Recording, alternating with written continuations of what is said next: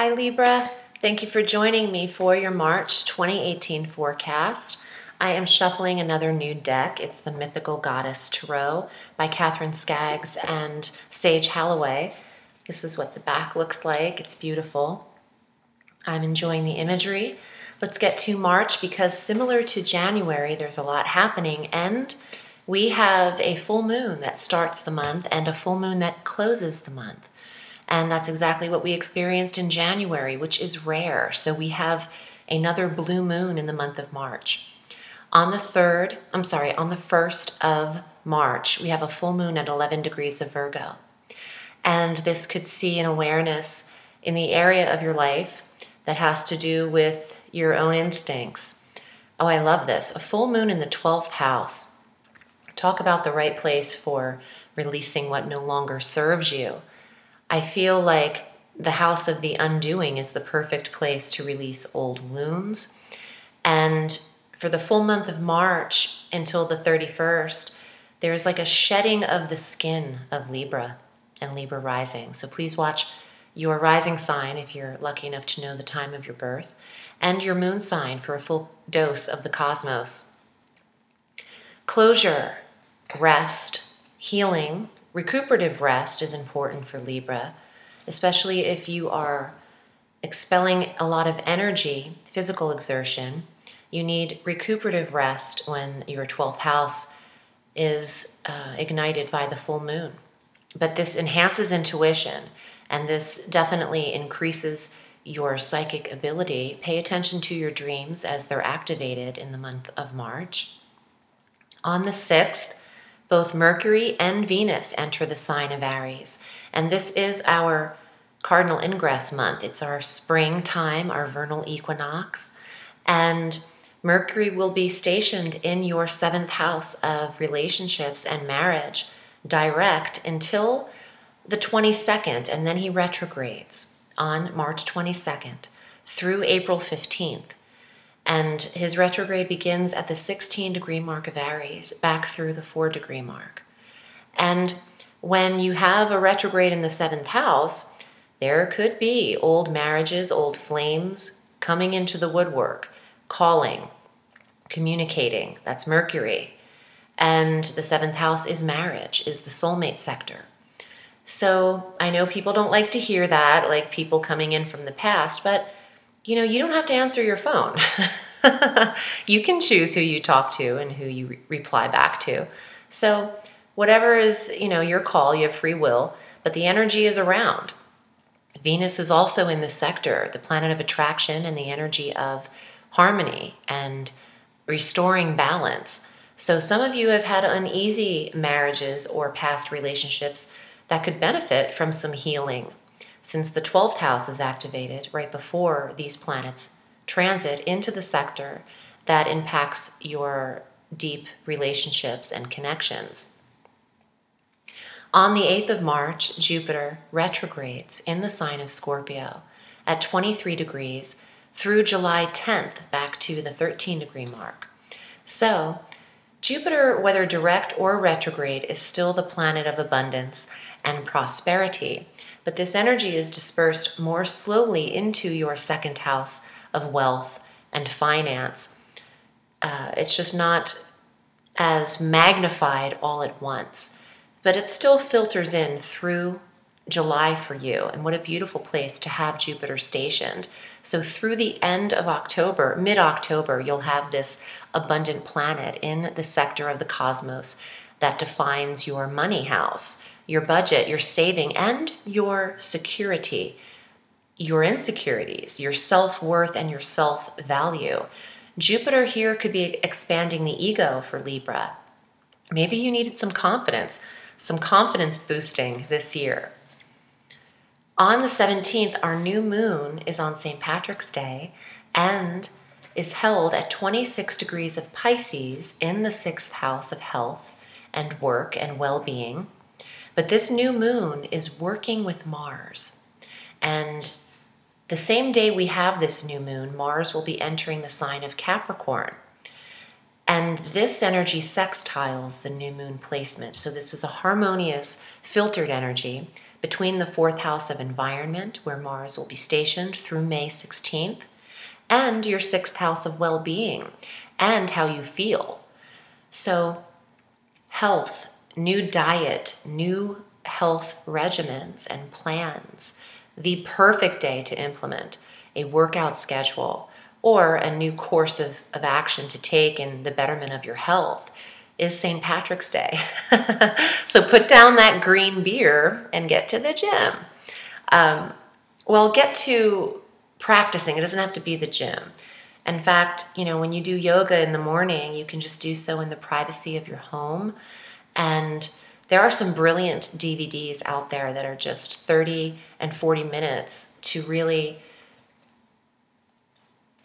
encapsulate physical activity and spiritual activity all in the same practice. So try that, Libra. Try to ease the mind as much as you are easing the body. Mars is stimulating the environment sector. You might have more visitors in this in your dwelling through May. You could also be urged to move. Mars is a catalyst planet, and it's energy and stamina and direction, and it could direct you to the right property or place of living. The 20th is our vernal equinox. Happy spring and cardinal ingress. The sun will meet Mercury and Venus in the 7th house of marriage and soulmates. Libra, this is a great month for those of you looking for relationship. It's a great month for those of you in relationship wanting to deepen the connection. It could lead to marriage for you. I discussed the retrograde. You will be assessing your relationship as well. Libra, if you're in a marriage or in a committed relationship, the retrograde occurs in that sector. So that is the revising, reviewing, and even rewriting this sector of your life. So by the time Mercury goes direct, which is tax time, it's best to handle also your tax preparation and getting your taxes done up until the 21st of March. I wouldn't recommend handling your taxes from the 22nd through the 15th of July. Even though that's the deadline, we might have to get to it earlier this year because you don't want to sign documents, and there's just a lot of do-overs and mistakes that could happen in the time frame of our analysis and communication planet slowing down in the sky. So you'll be reviewing relationship and assessing the right marriage partner for your life. Assessing soulmate. Does this work for you? Is it really checking off all of the boxes? How do you truly feel? All of that. All of the inner workings of your mind, which is what Mercury is all about. On the 31st, Venus enters Taurus in the 8th house of intimacy and sex. So the planet of love in the 8th house of intimacy is a great combo. That same day on the 31st is the blue moon, the full moon at 10 degrees of Libra. So your full moon is the blue moon on the 31st of March. A lot of double transits, double aspects, and double moons. There's a lot. I'm seeing double over here in March. So closure for Libra at the very last day of the month, putting something to rest, old wounds, an old pattern for you, running dialogue that you're used to repeating in your mind that doesn't really fit the structure of your life anymore is what I'm getting. You could just put this to bed.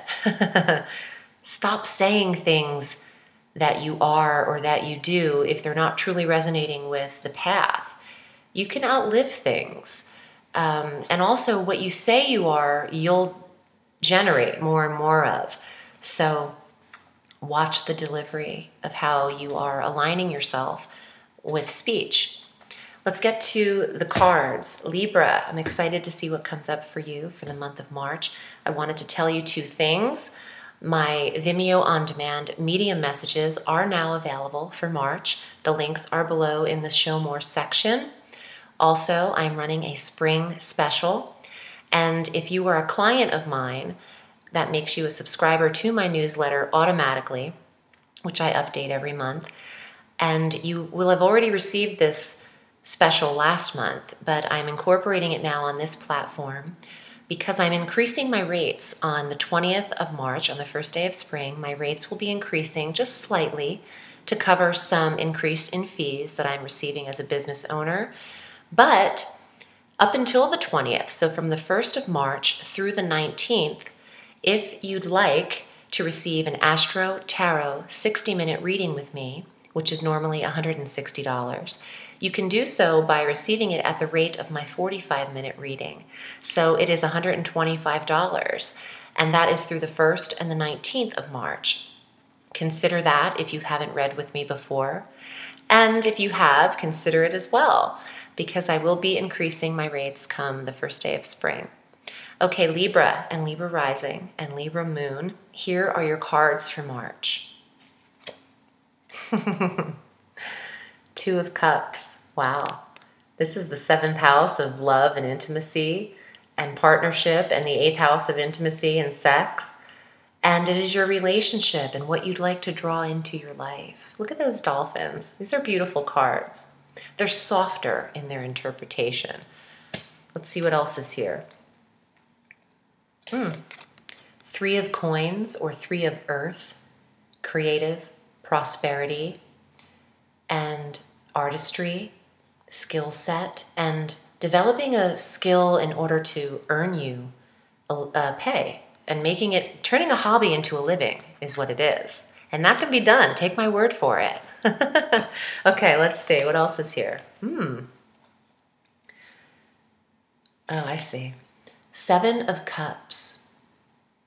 It's a beautiful card. It's symbolizing here denial. The 7 of Cups is the card of intrigue and mystery.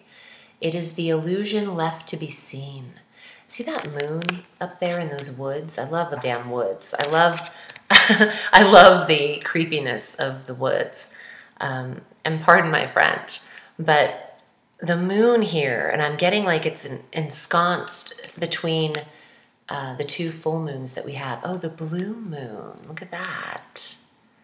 So this nebulous full moon energy could be the illusionary feeling that is present in the 7 of Cups. Not everything is seen yet. It's the unveiling, what is yet to be revealed for Libra.